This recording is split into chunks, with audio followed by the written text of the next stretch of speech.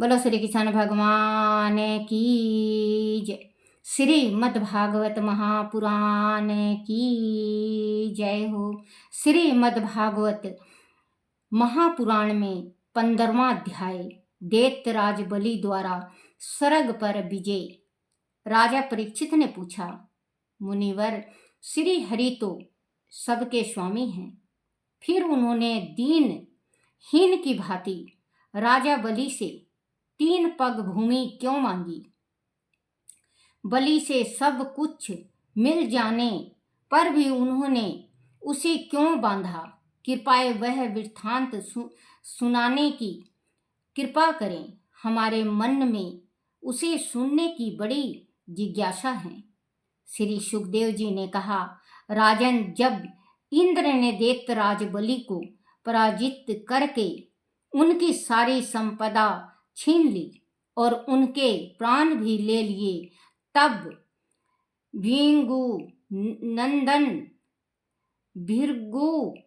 भृगुनंदन शुक्राचार्य ने अपनी संजीवनी विद्या से उसे फिर से जीवित कर दिया था। इससे प्रसन्न होकर राजा बलि ने अपना सर्वस्व गुरु शुक्राचार्य के चरणों में अर्पित कर दिया और तन मन से उनकी सेवा करने लगे। इससे भृगुवंशी ब्राह्मण उन पर बहुत प्रसन्न हुए। उन्होंने फिर से बलि का राज अभिषेक किया और उससे स्वर्ग पर विजय प्राप्त करने वाला विश्वजीत यज्ञ कराया। यज्ञ की विधियों द्वारा जब हविष्यन से अग्निदेव को आहुति दी गई, तब यज्ञ कुंड में से सोने की चादर से मढ़ा हुआ एक बड़ा ही सुंदर रथ निकला। फिर इंद्र के जैसे घोड़े और सिंह के चिन्ह से युक्त ध्वजा निकली। साथ ही एक दीप स्वर्ग धनुष, 2 अक्षय तरकश और दीप कवच प्रकट हुआ। राजा बलि ने दादा प्रहलाद ने उसे एक कभी ना मुरझाने वाली माला दी। उसके साथ ही दैत्यों के गुरु शुक्राचार्य ने उसे एक दीप शंख दिया। ब्राह्मणों की कृपा से इस प्रकार युद्ध की दिव्य सामग्री प्राप्त करके राजा बलि ने ब्राह्मणों और अपने गुरुदेव शुक्राचार्य को दक्षिणा की और अपने गुरुदेव शुक्राचार्य की प्रदक्षिणा की और उनसे आशीर्वाद प्राप्त करके वह युद्ध के लिए रथ पर सवार हो गया। रथ पर सवार होकर राजा बलि अत्यधिक शोभामान हो रहा था। दैत्य सेनापति अपनी अपनी सेना लेकर उसके पीछे आ खड़े हुए। वह सभी युद्ध के लिए अत्यधिक उत्साहित हो रहे थे। राजा बलि ने सभी दैत्यों को उत्साहित करते हुए ऐश्वर्य से परिपूर्ण इंद्र की नगरी अमारवती पर चढ़ाई कर दी। स्वयं विश्वकर्मा ने इस अद्भुत और सुंदर नगरी का बहुत ही भव्य रूप से निर्माण किया था। वह स्वर्ग कहलाती थी। गंधर्व और सुंदर अप्सराओं तथा भव्य महलों के साथ सुंदर उपवनों वह सरोवर से वह नगरी अत्यधिक शोभामान होती थी। इस नगरी में असत्य, अधर्म, दुष्टता, हिंसा, छल, कपट, कामुकता, लोभ आदि का नाम तक नहीं था। दोषी लोगों का यह प्रवेश पूर्ण रूप से वर्जित था। राजा बलि को आक्रमण का समाचार सुनकर इंद्र घबरा गया। उसे राजा बलि के आक्रमण का समाचार सुनकर इंद्र घबरा गया। उसे यह काश कतई नहीं उसे यह आशा कतई नहीं थी कि बलि इतनी जल्दी अपनी शक्ति को बढ़ाकर उस पर आक्रमण करेगा। उसने देवताओं के गुरु बृहस्पति से राजा बलि से सामना करने का उपाय पूछा। बच्चों, हर एक चीज में उपाय होता है। हर एक चीज में भगवान पहले उपाय कर चुके हैं, जो मृत्यु लोक में अब हमारे जैसे इंसान उपाय करके हम अपना कार्य आगे बढ़ाते हैं। छोटा छोटा उपाय, छोटा छोटा पूजा, छोटी छोटी दान, ये सब हमारे आगे काम आता है। इसको करना चाहिए, उपाय करना चाहिए, दान पुण्य करना चाहिए। हाँ बच्चों, इतना भी किसी के साथ बिजी मत रहो जैसे कोई सियाना है, कोई कुछ करता धरता है, ये उससे थोड़ा आप पूछ के आओ, भला का पूछ के आओ, करो। लेकिन एकदम ही ऐसे मत हो जाओ कि उसके बिना एक गिलास पानी भी ना पियो। बच्चों, एक बात ये बताओ मुझे, आप उपाय कर लिए और आप बिस्तर में सो गए, आप दुकान खोले नहीं। आप जब दुकान ही नहीं खोले तो वो चीज काम कैसे करेगा? तो खुद का शरीर, जो शरीर है हमारा, खुद का शरीर को हमें हिलाना डुलाना पड़ता है। अगर हमने मान लो हम शिव जी का 16 सोमवार का व्रत कर लिए, भगवान का व्रत कर लिए और हम ऐश से अपने घर में हैं, दुकान जा नहीं रहे हैं, तो दुकान से कमाई कैसे आएगी बच्चों? कमाई कैसे आएगी? अब लड़की का रिश्ते के वास्ते हमने व्रत कर लिया, कोई सा भी व्रत कर लिया, और हम कहीं जाए ना, किसी से पूछे ना, लड़का या लड़की के वास्ते, रिश्ता के वास्ते बच्चों, हमने कहीं जिक्र ही नहीं छेड़ा और हम व्रत रख रहे हैं। तो आप ये बताओ कि अगर आप जिक्रा छेड़ोगे जभी तो आगे बढ़ेगी बात। तो 50% ऐसे इंसान हैं कि उपाय करते हैं, अपने मेहनत नहीं करते और फिर कहते हैं कि हमारा कार्य बना नहीं, फलाने जगह गया था, हमारा कार्य बना नहीं, हम अब ये करेंगे नहीं, अब हम शिव जी का व्रत नहीं करेंगे, हम इसका माता रानी का नहीं करेंगे, हम माँ संतोषी का नहीं करेंगे, माँ लक्ष्मी वैभव लक्ष्मी का व्रत नहीं करेंगे। तो बच्चों, ये आपकी बात गलत है। देखो बच्चों, अगर आप मेहनत करोगे तो बच्चों कामयाबी भी आपके कदम चूमेगी। आकाश से उड़ जाऊं, आकाश से भी ऊपर उड़ जाऊं, मन में विश्वास है तो। आकाश से ऊपर उड़ जाऊं, मन में विश्वास है तो। जब विश्वास नहीं तो धरती में ही मिल जाऊं, क्योंकि जब विश्वास नहीं है तो धरती में मिले रहो, और विश्वास अटल है आपका, आप आकाश से भी ऊपर उड़ सकते हो। आकाश से ऊपर उड़ सकते हो बच्चों, अगर आपके मन में संकल्प है कि ये चीज करना है मुझे तो। और नहीं तो आप अगर सोचते हो कि कोई मेरे कमाया हुआ मेरे घर कोई ला दे, तो बच्चों गलत बात है ये आप सोचना फिर बंद कर दो, क्योंकि वो कार्य आपका बनेगा नहीं। भगवान को भी हाथ पैर हिलाना पड़ा था, भगवानों ने भी उपाय किया था, शिव जी का पूजन किया था, माँ भगवती को मनाए थे। तो बच्चों, हम तो इंसान हैं आम, अब मृत्यु लोक भी हैं। अगर आप चाहो तो आप क्या नहीं कर सकते हो, और ना चाहो तो कुछ भी नहीं। तो कहते हैं कि भगवान की भक्ति करना, जिस टाइम भगवान की भक्ति होती है बच्चों, भगवान की भक्ति करने जिस टाइम बैठो आप, दिन दुनिया को भूल जाओ, दिन दुनिया को भूल जाओ आप। बच्चों एक छोटा सा उपाय बताऊंगी। जैसे कि आप, अब ये शिवरात्रि आ रही है, शिवरात्रि में आप 8 बेर चढ़ाओ शिव जी के ऊपर, या 16 बेर चढ़ाओ, अपने मानता के जो भी काम हो। कुंवारी लड़की अपने वर्ग के वास्ते अगर चाहे तो 16 बेर चढ़ाए, 16 जोड़ी 32 होता है, 16 जोड़ी 32, 16 जोड़ी बेर चढ़ाए भगवान शिव जी को। और फिर इसके बाद पूजा पाठ सब कुछ करके फिर अपने मन की बात कहें शिव जी से। ये नहीं कि डायरेक्टली आप गए शिव जी के ऊपर जल चढ़ाया और भगवान से प्रार्थना कर लिया, नहीं, पूरा पूजा संपट हो जाए फिर प्रार्थना करो भगवान से।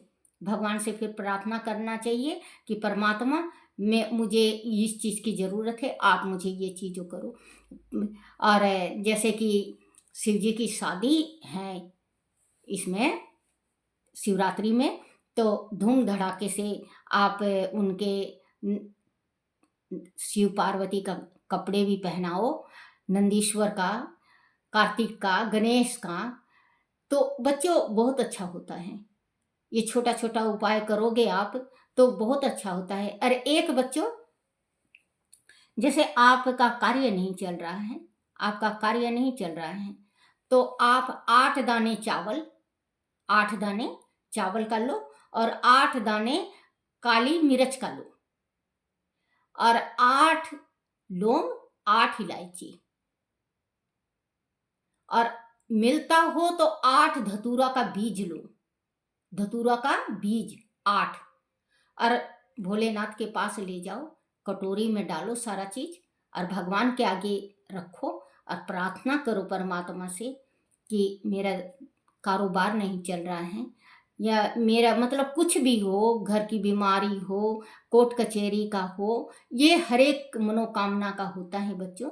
और आप वहाँ से प्रार्थना करके अपने घर लिया, और घर लाके गेरुआ रंग का कपड़ा होता है, भगवा कपड़ा, भगवा कपड़ा में सारा चीज रख के, और आप मेन गेट के पास बांध दो, मेन गेट के ऊपर बांध दो। आप देख लेना बच्चों, आपकी शिवरात्रि में आप मानता करके आए हो, अगले शिवरात्रि तक, आप शिवरात्रि से पहले ही पहले हो जाएगा आपका कार्य। आप करके देखो, छोटा छोटा उपाय आप करोगे तो आपकी मनोकामना पूर्ण होगा। अब हम सोचते हैं कि हम तो ये करते नहीं, वो करते नहीं, करना चाहिए। और बच्चों एक आज हाथ जोड़ के और प्रार्थना करूंगी।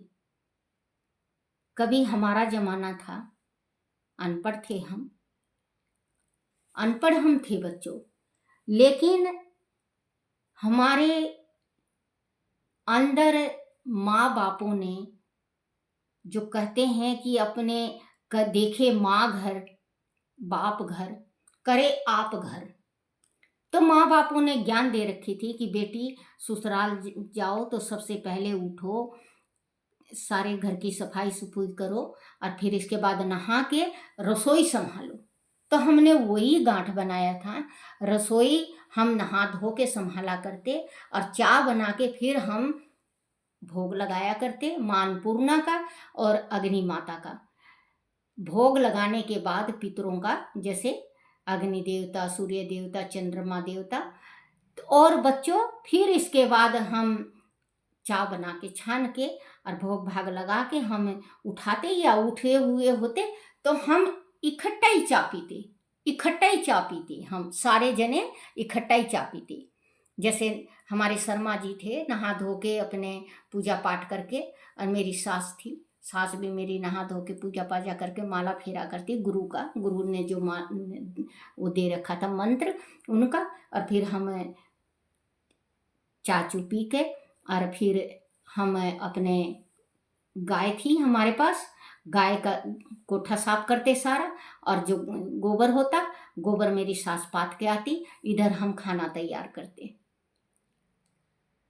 और जब खाना तैयार करते सबसे पहले बच्चों गौ का खाना निकलता था, जो कुछ भी सब्जी रोटी बना हो, दाल चावल तो बहुत हरियाणा में कम खाते थे पहले, अब तो खाने लगे, पहले तो कोई त्योहार बार होता था तो मेरी सास कहती कि आज चावल बना लो, दाल चावल।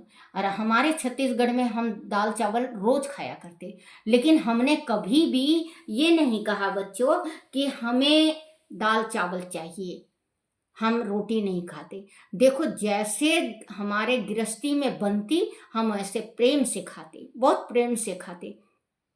हमारे घर में कभी कलकल नहीं होती रोटियों के वास्ते, खाना के वास्ते। जैसे आजकल की पढ़ी लिखे हैं स्त्रियां, वो नौकरी पे जाती हैं, थक जाती हैं, बहुत थक जाती हैं, मानती हूँ, लेकिन वो खाना नहीं बनाती, होटल का खाना आता। होटल का खाना इतनी गंदगी होती है, होटल के खाने कहीं कहीं सफाई से बनता है, नहीं तो होटल का खाना बिल्कुल साफ नहीं होता बच्चों।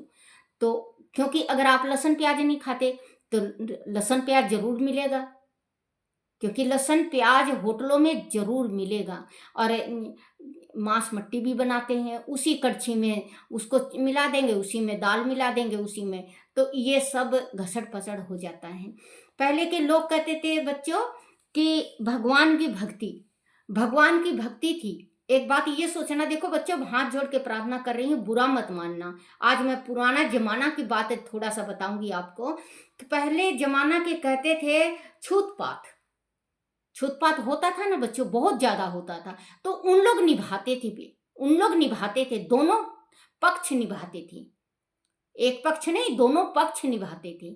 अब ब्राह्मण है, देखना आज मैं सच्ची बात बताऊंगी, ब्राह्मण है, कुआं हुआ करता घर में, कुआं हुआ करता ना बच्चों, घर में खेती होया करता, कुआं होया करता, घर में साग सब्जी बोया करते, सारी चीज घर में हुआ करता उनके। कुआं से पानी भरा करते, बाहर का खाया नहीं करते। ब्राह्मण अगर झीमने जाता तो खुद बना के खाता था, बाहर का वो नहीं खाता था, खुद बना के खुद खाता था। तो बच्चों अब अब आप छुआछूत कौन सा मान रहे हो? आप किसी को किसी का पे कीचड़ मत उछालो, जातिवादी मत करो, क्योंकि अब पानी आता है कौन सा जात का लाता है आपको पता है? अगर आप जाति मान रहे हो, आप सब्जी ले रहे हो, कौन सी जाति का है? आप होटल में खाना खा रहे हो, कौन सी जाति का बना रहा है? आप घूमने जा रहे हो, तीर्थ जा रहे हो, आप आपने देखो बच्चों, दोस्ती है, आप जमादार से दोस्ती कर लिए, आपने आप पार्टी में जाके खा लिए, और आप फिर इसके बाद उनके जाति को आप नीचा बताते हो, तो ये आपकी सरासर गलती है। पहले जमाना का बात और था, क्योंकि जमादार अपना कर्तव्य निभाता था, और जो ऊंची जाति का होता था वो अपना कर्तव्य निभाता था। अब बच्चों एक बात ये सोचो कि आप उनके घर के खा भी रहे हो और उनकी थाली में छेद भी कर रहे हो, तो ये आपकी गलत बात है। अब अगर आप ये सोचो कि हम पहले जैसा अगर रिवाज लाना चाहें, तो आप पहले जैसे सारा सिस्टम अपनाओ, जो सारा सिस्टम पहले बुजुर्गों ने, जो मेरी दादस ने निभाया, मेरी सास नहीं निभा सकी, जो मेरी सास निभाई वो मैं नहीं निभा सकी, जो मैं निभा रही हूँ वो मेरी बहू नहीं निभा सकेगी, जो आगे मेरी बहू निभा रही है उसकी बहू नहीं निभाएगी। तो बच्चों आप जैसे छोटी छोटी बातों में जाति पाति का ये प्रोग्राम ले आते हो, तो आप या तो बिल्कुल छोड़ दो, खाना पीना बिल्कुल छोड़ दो जैसे पहले था, अपने घर में कुआं बनवाओ, अपने घर में खेती बाड़ी सब करो जब ये हो सकता है, नहीं तो बच्चों ये नहीं हो सकता। अब चाट पत्ते खाने जा रही हैं स्त्रियां, पहले की स्त्रियां चाट पत्ते नहीं खाती थी। बच्चों अगर मैं गलत बोलूं तो कमेंट में जरूर कहना कि दादी आपने गलत कहा है।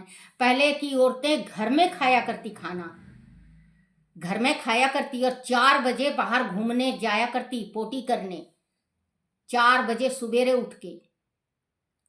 अब बाहर खाती हैं स्त्रियां, पुरुष खाते हैं बाहर, खाना पीना बाहर खाना हो गया और घर में हगना हो गया, घर में पोटी करते हैं। तो एक बात कितना फर्क हो गया है, बहुत ज्यादा फर्क हो गया है। इस दिन दुनिया का। कहते हैं कि हमारे समय, बच्चों हमारा समय बात और था। हमारे समय में बहुत ज्यादा, जैसे कि अगर कुछ चीज खाने का मन कर गया, देखो बच्चों बारिश आ गई, अब बारिश आ गई तो लाइन लग जाएगा होटलों में समोसा लेने के वास्ते, पकोड़ा लेने के वास्ते। और हमारे जमाना में था बच्चों, बारिश आ गई, पहली बारिश आती है तो गरम बना लिए गुलगुले, पकोड़ा, और ये बेसन का वो कहते हैं चिल्ला, और आटे का मीठा पूड़ा, पूरी, कचौरी, ऐसी ऐसी चीज बना के घर में खाया करते हम। आज भी मैं, जैसे कि बच्चों आज भी पहली बारिश होती है तो बहू से मैं कह देती हूँ कि बेटा तू पकोड़ा बना ले। हम बाहर का बहुत कम लाते हैं, घर ही में ज्यादातर बनाते हैं। पकोड़ा ले आए। अब बच्चे देखो, बच्चे हैं मेरे, बाहर खाने जाते हैं, मेरे बच्चे बाहर खाने जाते हैं, चाट पत्ता भी खाने जाते हैं, सब कुछ। हाँ बच्चों, मैं नहीं जाती। मैं 66 की हूँ बच्चों, मैं नहीं जाती। हला में तो बच्चों देखो, ना तो मेरा बाल सफेद हुआ है और ना मेरे दांत टूटे हैं, और उम्र है मेरे 66 साल की। लेकिन जो मेरे माँ बापों ने ज्ञान दे रखा, वो उसके सहारे अभी तक मैं हूँ, अभी तक हूँ। और देखो बच्चों, मेरे जो, जैसे ऊंची जाति भी नीची जाति भी, देखो बच्चों माफ करना, मेरे कोई ऊंची नीची नहीं होती, लेकिन मेरे से सब राम राम करते हैं। मैं अगर वो नहीं करेगा तो मैं खुद करती हूँ। राम राम करने से कोई मुंह घिस नहीं जाता। राम राम करने से हमारे शरीर में ऊर्जा, जो शरीर को ऊर्जा मिलता है, ऊर्जा मिलता है हमारे शरीर में, शरीर को ऊर्जा मिलती है राम राम से। देखो बच्चों, कुछ भी हो जाएगा, हाय राम क्या हो गया, हे परमात्मा क्या हुआ, राम राम सत्य है, सबका यही गत है, कहते चले जाएंगे। शमशान घाट में जाते हैं, राम नाम सत्य है और सबका यही गत है कि सबको जाना है, सबको जाना है। लेकिन फिर भी भूल जाते हैं। जाएंगे तो मन में और कुछ रहेगा। देखो बच्चों, आप अजमा के देख लेना, आप किसी की अर्थी को लेके जा रहे हो, उसको मंजिल तक पहुंचा रहे हो, तो आपके जाते वक्त और कुछ बात रहेगा, आते वक्त और कुछ बात रहेगा। ये मन है, ये मन घूम जाता है। मन को मत घुमाओ, मन को एक जगह रखो। और बच्चों, मेरे से अगर कोई गलती निकल गई हो मुंह से, कोई मैंने गलत चीज बोल दिया हो, 3600 जाति से मेरे हाथ जोड़ के प्रार्थना है कि बच्चों अगर मेरे से कोई गलती अगर मुंह से निकल गई हो तो मुझे माफ कर देना। बूढ़ी दादी हूं, मुझे माफ कर देना। बाकी संसार की जो सच्चाई है वो सच्चाई है बच्चों, वो सच्चाई है, उसको कोई झूठला नहीं सकता। तो ये छोटे छोटे बच्चों आप उपाय करो, और आप जो भक्ति और दान थोड़ा मोड़ा जरूर रोज करो। थोड़ा थोड़ा भी करोगे, अगर 5-5 मिनट भी भगवान को दोगे तो आपका जीवन सुधर जाएगा। 5-5 मिनट में मन, काया, वाणी सब कुछ सुधर जाएगी। करेगा उसने देवताओं के गुरु बृहस्पति से राजा बलि से सामना करने का उपाय पूछा। बृहस्पति जी ने कहा, इंद्र ब्रह्मवादी भृगु वंशियों ने अपने शिष्य बलि को महान तेज सरिता से अलंकृत किया है। जैसे काल के सामने कोई प्राणी नहीं ठहर सकता, उसी प्रकार मात्र भगवान श्री हरि को छोड़कर तुम्हारे जैसा कोई भी वीर उसके सामने नहीं ठहर पाएगा। इसीलिए तुम स्वर्ग को छोड़कर कहीं छिप जाओ और समय की प्रतीक्षा करो। जब शत्रु का भाग्य पलटेगा तभी तुम फिर से स्वर्ग पा सकोगे। इस समय ब्राह्मणों की शक्ति अत्यंत प्रबल है। जो ब्राह्मणों का तिरस्कार करेगा उसका स्वर्ग नाश हो जाएगा। राजन, आचार्य बृहस्पति देवता के समसत सर्वार्थ और परमार्थ के ज्ञाता थी। उन्होंने जब देवताओं को ऐसी सलाह दी तो वह लोग रूप बदलकर स्वर्ग छोड़कर चले गए। इस प्रकार देवताओं के स्वर्ग छोड़कर छिप जाने पर विरोचन पुत्र राजा बलि ने अमरवती पर अपना अधिकार कर लिया। उसके बाद उसने 3 लोकों पर भी विजय प्राप्त कर ली। जब बलि विश्व विजय हो गया तो भृगु वंशियों ने उससे 100 अश्वमेध यज्ञ करवाए। उन यज्ञों के प्रारंभ से राजा बलि का यश चंद्रमा के समान सभी दिशाओं में फैल गया। ब्राह्मणों की कृपा से प्राप्त राज लक्ष्मी का उपभोग वह राजा बलि उत उत उदारता से करने लगा और खुले दिल से दान दक्षिणा देने लगे। इससे वह दानवीर राजा बलि के नाम से लोकप्रिय हो गया। बोलो श्री कृष्ण भगवान की जय। श्री कृष्ण गोविंद हरे मुरारी, हे नाथ नारायण वासुदेवाय। बोलो श्री कृष्ण भगवान की जय हो। हे मेरे कन्हैया, हे मेरे बंसी वाले, हे मेरे मुरलीधर, मेरे से कोई भूल चूक हो जाए, कोई गलती हो जाए, कोई टूटी रह जाए, मुझे क्षमा करना, क्षमा करना, क्षमा करना। बोलो अपने अपने माता पिता की जय, अपने अपने गुरुदेव महाराज की जय। श्रीमद्भागवत महापुराण की जय हो।